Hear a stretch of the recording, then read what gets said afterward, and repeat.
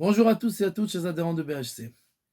Dans la paracha de la semaine, qui commence par le verset Tzav et Béné Israël, va Amartalem, tu ordonneras au peuple juif. Et Rashi explique là-bas que le langage de Tzav, ça veut dire qu'on doit demander au peuple juif d'être enthousiaste, de faire les choses qu'il fait avec vigueur et enthousiasme.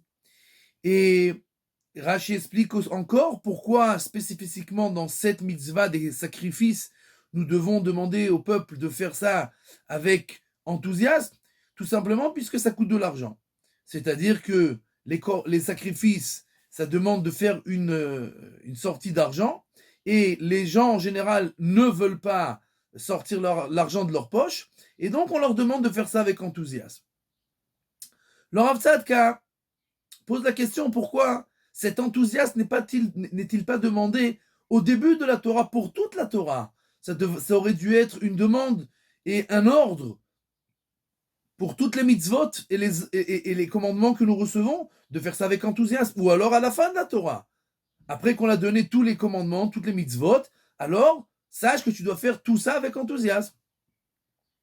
Et la réponse c'est que il y a quelque chose de spécifique dans les korbanot que nous offrons.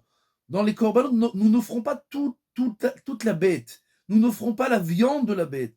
Nous offrons deux choses sur l'autel, le sang et les graisses. Et les graisses, c'est ce qui fait l'animal lourd. C'est ce qui fait l'animal paresseux, qu'il ne peut pas bouger. Plus il est gros, moins il peut bouger. Et le sang, c'est ce qui représente la vie, ce qui représente l'enthousiasme, ce qui représente la vigueur. Et en fait, la Torah nous dit, ces deux choses-là, nous devons les offrir sur l'autel. C'est-à-dire que les sacrifices sont l'emblème de notre service divin. C'est le service divin dans le tabernacle, mais c'est notre service divin aussi en dehors du tabernacle. C'est-à-dire que d'un côté, nous devons être enthousiastes pour tout ce qui a trait au service divin, mais nous devons être paresseux pour tout ce qui a trait à ce qui n'est pas le service divin.